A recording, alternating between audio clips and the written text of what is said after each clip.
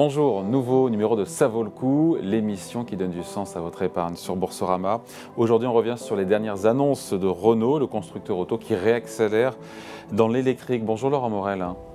Bonjour David. Merci d'être là avec nous, associé chez Carbone 4. Beaucoup d'annonces de la part de Renault, la création de plusieurs filiales. Renault qui nous dit vouloir se positionner sur les nouvelles chaînes de valeur de l'automobile, la voiture électrique, les softwares, les nouvelles mobilités, l'économie circulaire. Est-ce qu'on peut dire que ça prouve que Renault vraiment là se transforme ? Oui, je crois que ce que Luca de Meo est en train de faire est assez impressionnant, en vérité. C'est-à-dire qu'on sait que c'est un grand industriel de l'automobile. Vous savez qu'il est à l'origine de la renaissance de la Fiat 500 quand il était Fiat autrefois. Oui, effectivement, c'est un industriel avec une vision.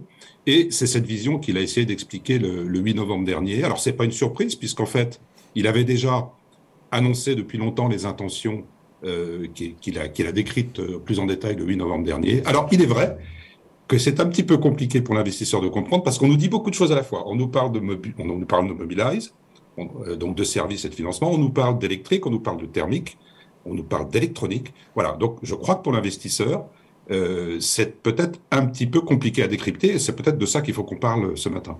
Alors justement, qu'est-ce qu'il faut comprendre d'un point de vue stratégique et puis après d'un point de vue boursier et d'actionnaire?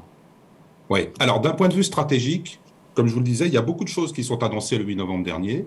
Et là-dedans, qu'est-ce qui est vraiment significatif? Tout est important, bien entendu, mais il y a quelque chose de sous-jacent. On a eu l'occasion d'en parler la dernière fois qu'on parlait, David, mais c'est la transformation fondamentale autour qui est générée par la transition énergétique. Et en particulier, spécifiquement dans l'industrie automobile, le fait majeur structurant pour les années à venir, c'est la séparation entre l'électrique et le thermique. Et justement, Laurent Morel, est-ce que Renault ne se disrupte pas lui-même en annonçant cette création donc d'Ampère, Ampère filiale 100% électrique consacrée donc aux voitures électriques? Absolument, mais Luca de Meo a employé lui-même le mot de disruption. Je crois qu'il faut prendre conscience de à quel point l'industrie automobile est fondamentalement disruptée par cette transformation séculaire. C'est une première d'ailleurs dans l'industrie auto de voir un constructeur créer une filiale en y logeant tous ses véhicules électriques. C'est extrêmement ambitieux, courageux, disruptif de la part de Renault. Et je crois que le message du dirigeant et la stratégie qui est en train de se déployer est effectivement tout à fait ambitieuse et très surprenante. 10 000 salariés en France, donc chez Ampère, production d'1 million de voitures électriques d'ici 2031, croissance chaque année, c'est ce que nous promet Renault à la Tesla, de 30% chaque année au cours des 8 prochaines années, 10% de marge en 2030. Est-ce que tout ça est crédible? Oui, parce que non seulement ce qu'annonce Luca de Meo le 8 novembre dernier, c'est la traduction en grands chiffres, en ambition, de choses qui sont déjà en cours de mise en place dans le groupe Renault. Il faut savoir que il l'a déjà annoncé et ça a déjà été mis en place dans le groupe Renault. Les usines spécialisées dans le véhicule électrique ont été déterminées, les sites de production, les chaînes de valeur ont été identifiées, d'une part pour l'électrique, d'autre part pour le thermique. On sait à quels endroits ça va se passer, on sait avec quels salariés, tout ça est transparent et se déploie. La capacité de production de véhicules électriques de Renault, avec l'histoire Zoé, qui est la plus ancienne histoire de production de véhicules électriques en Europe, est déjà de l'ordre de 300 à 350 000 véhicules par an. Donc oui, faire x3 en 10 ans, c'est parfaitement réaliste et crédible. Il y a beaucoup de divisions, encore une fois, beaucoup de partenaires. On note une espèce de chasse aux partenaires pour Renault, Qualcomm dans l'électrique, Geely, le chinois dans les moteurs thermiques et les systèmes de freinage. Ça traduit quoi? Un besoin de capitaux extérieurs? Pourquoi s'adosser? Alors, il y a plusieurs choses. Tous les grands constructeurs de l'automobile ont fait des partenariats dans le numérique. C'est le cas pour Renault avec Qualcomm. Ça a été le cas aussi, vous le savez, avec Stellantis, avec Foxconn. Hein. Donc, il y a des partenariats qui sont en cours de mise en place parce que sur cette technologie du numérique, les constructeurs automobiles n'ont pas en interne les capacités de développer tous les services interactifs que nouvelle mobilité commande d'avoir dans la relation avec le conducteur. C'est une chose. Plus fondamentalement, ce qui est plus core, je dirais, ce qui est plus central et ce qui va rester en interne chez les industries et l'automobile, c'est la chaîne de traction. Hein, donc c'est le moteur et donc les éléments de roulage. Et là, ce sont des transformations internes qui vont avoir lieu. Et pour faire ça, c'est ce que vous citiez à l'instant, David, pour faire ça, il va falloir des capitaux. Hein. Et donc, ce qu'il faut comprendre dans cette mise en place de différentes divisions de Renault, c'est qu'au fond, en faisant ça, Renault est en train de se donner les moyens de financer, par le marché boursier, la partie électrique qui va avoir besoin d'investissements considérables. Juste un petit chiffre pour essayer de comprendre en quoi cette division, cette identification de l'électrique pourrait potentiellement permettre à Renault de lever des capitaux. Tesla, aujourd'hui, ça fait 2 millions de voitures par an. Et ça vaut 700 milliards de dollars en bourse.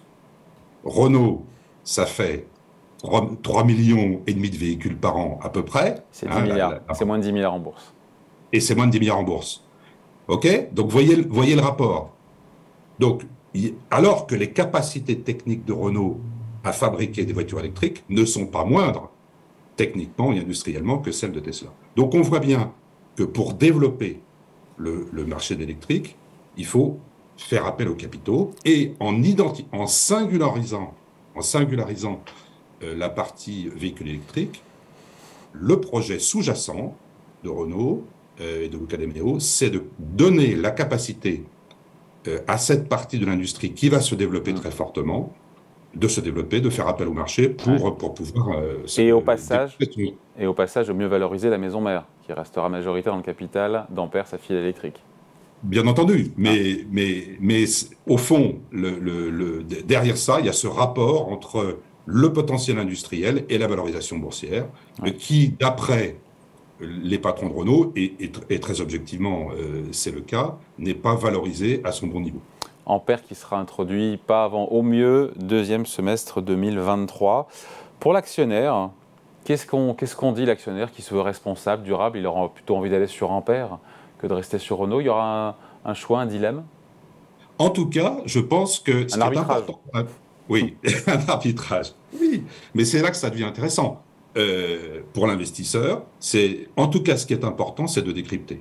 C'est d'essayer de comprendre, au travers de ces annonces stratégiques, en quoi cette révolution fondamentale énergétique, cette transition énergétique dont on parle tant, en quoi elle a des impacts sur les stratégies des entreprises et donc sur la prospective et donc sur l'allocation du capital dans les secteurs qui ont une chance de mieux performer. On a plutôt envie d'aller sur Ampère. Ampère, c'est l'avenir, c'est la voiture électrique, c'est green. Voilà, Laurent, non?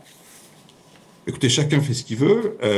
Mais en tout cas, ce qui est important, c'est de comprendre. Nous, chez Carbon for Finance, ce qu'on essaye de faire justement, c'est secteur par secteur, d'essayer de décrypter et de dire, au fond, aux gens, aux investisseurs, aux asset managers, à l'ensemble de la communauté financière, cette transition énergétique, elle a des conséquences considérables sur les transformations industrielles et donc sur la valorisation potentielle des actifs. À vous de choisir, mais évidemment, on a évidemment plus envie aujourd'hui, et puis on n'est pas les seuls, mais d'investir sur les mobilités décarbonées. Donc effectivement, mais on le sait, c'est la mobilité électrique qui est en train de prendre le pas globalement dans le monde de la mobilité. Merci beaucoup. Explication signée Laurent Morel, associé chez Carbone 4. Merci Laurent. Merci David. Allez, ça vaut le coup, revient évidemment la semaine prochaine sur Boursorama.